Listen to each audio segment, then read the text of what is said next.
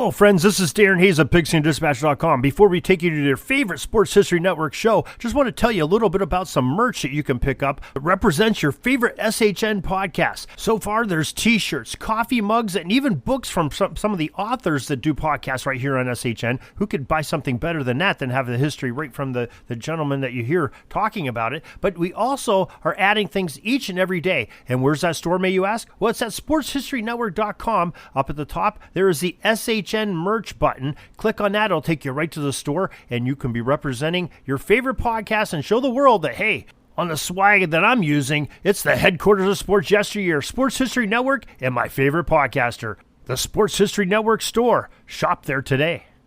Now it's time to take a sports break, a look at sports history on a daily basis.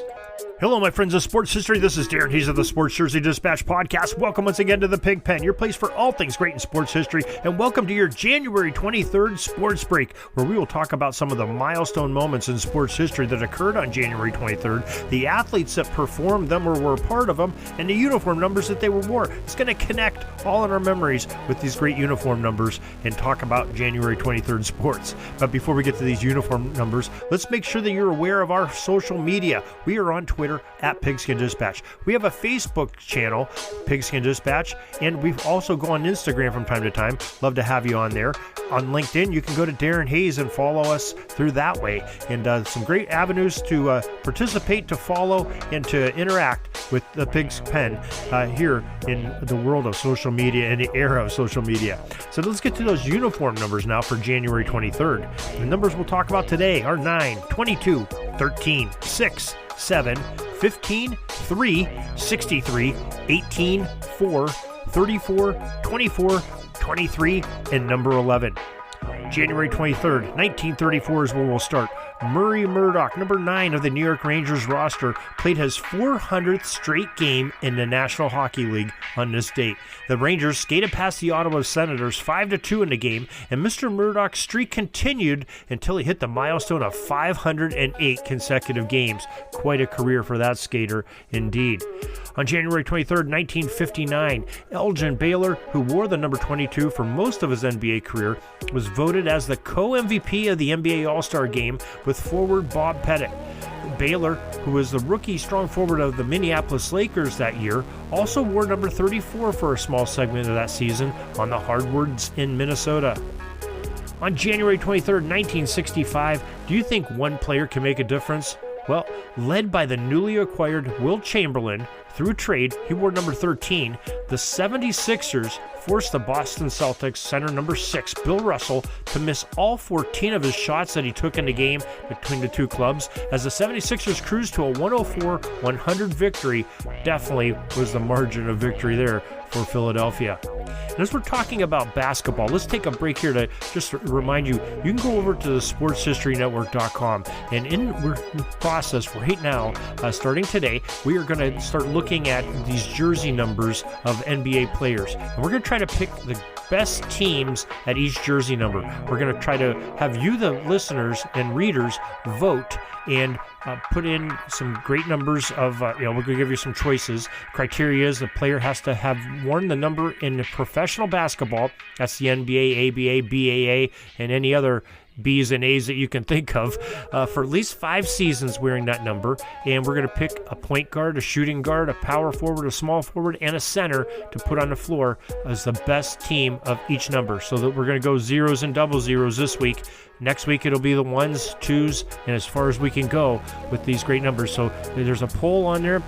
We're giving you some help over on Sports History Network. The results will post on February 1st for the zeros and double zeros here on Jersey Dispatch. So make sure you look forward to that. We'll also put the poll up here on jerseydispatch.com for you to vote for through our segment too. But sportshistorynetwork.com is where we'll have all the information.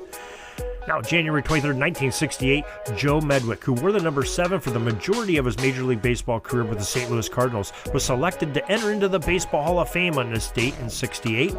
And that same day, on January 23rd in 1968, the 18th NBA All-Star Game took place at Madison Square Garden in New York City. The East defeated the West 144-124, 20-point margin, and most valuable player chosen for the game was none other than Philadelphia 76ers point guard number 15, Hal Greer.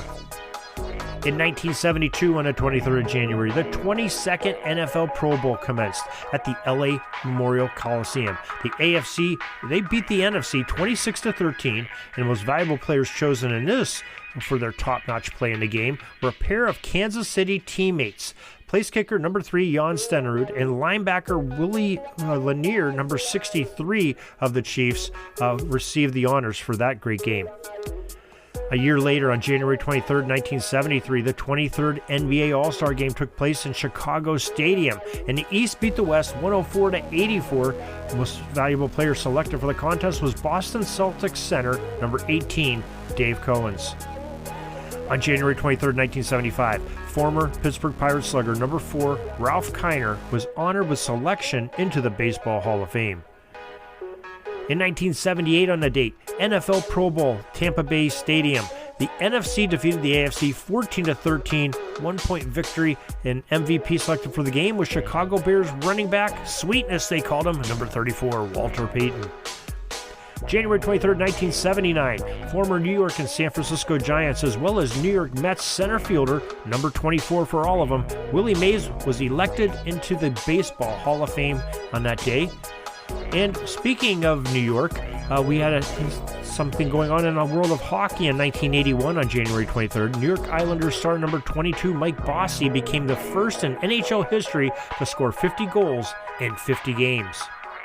January 23rd, 1998, NBA legend Chicago Bulls number 23, Michael Jordan, scored in double figures, forget this, the 800th consecutive game in a 100-98 overtime win over New Jersey. He added 40 more double-figure scoring games to his NBA record before retiring for the second time in 1998. January 23rd, 2015, the Golden State Warriors guard number 11, Klay Thompson, scored the most NBA points in a quarter with 37 registered, and the most three-pointers in a quarter, 9, in the Warriors' 126-101 win over the Sacramento Kings. January 23rd, 2018, Cleveland Cavaliers forward number 23, LeBron James, became the 7th and youngest at 33 years and 24 days old to reach the 30,000 NBA point milestone during a 114-102 loss to the San Antonio Spurs. And finally, we come to last year, 2022, on January 23rd, Buffalo Bills wide receiver number 13, Gabriel Davis, scored an NFL playoff record of 4 touchdowns in the Bills' epic 42-36 overtime loss to the Kansas City Chiefs in their divisional round playoff at Arrowhead Stadium. And what a game. That might be perhaps the greatest game in NFL history, that divisional game of 2022 between those two teams, where all that scoring happened in the last couple minutes. I had to on the edge of the seat, and as a fan, wow, what a football game. So we talk about sports and sports milestones and these jersey numbers of the great players that performed them each and every day here on JerseyDispatch.com and on the Sports Jersey Dispatch podcast that accompanies it. You can find us also at your favorite podcast provider, SportsHistoryNetwork.com, or, of course, JerseyDispatch.com. So till tomorrow, everybody, have a great sports history day. We're dribbling around and see the shot clock's almost out, so we got to put up our shot and come back tomorrow for some more great sports history. We invite you to check out our websites, JerseyDispatch.com and PigskinDispatch.com. Not only see the daily sports history, but to experience the preservation of great events and people that play the games. Find us on Pigskin Dispatch. It's also on social media outlets of Facebook, Twitter, Instagram, and don't forget the Pigskin Dispatch YouTube channel to get all your daily sports history. Pigskin Dispatch is happy to be associated with the Sports History Network, the sports headquarters of yesteryear, found at SportsHistoryNetwork.com. This podcast is part of the Sports History Network, your headquarters for the yesteryear of your favorite sport. You can learn more at SportsHistoryNetwork.com.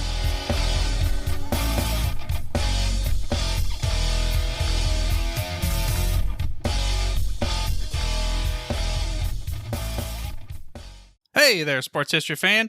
This is Arnie Chapman, aka the Football History Dude, and I hope that you enjoyed this recent episode presented by the Sports History Network and were able to learn some good old-fashioned sports history knowledge nuggets. I started the Sports History Network back in 2020 with the mission to help podcasters find a community of like-minded sports history nerds, as well as helping aspiring podcasters to start their own shows. We have a little bit over 30 shows on the network right now covering all sorts of sports history. But as far as I'm concerned, we're just at the toothpick in the ocean moment, that can't even figure it out because there's so much more coming. We wanted to create the ultimate headquarters for sports yesteryear, starting with Podcast Network and our website, but we're going to continue to move into other mediums as well. And here's the cool part, because we want you to be part of our team. So if you're interested in starting your own podcast, or maybe being a guest on one of our shows, or who knows, maybe even writing an article for us over on the website. Seriously, all you gotta do is reach out to us on the contact page over at sportshistorynetwork.com.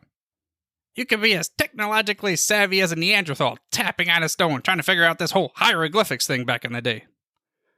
Again, it doesn't matter, because even if you don't understand the whole podcast space, we have a production team that can pretty much help you out with doing everything. All you gotta do, head over to sportshistorynetwork.com, head to the contact page, fill it out. That message goes right to me, and I'll reach out to you as soon as I can.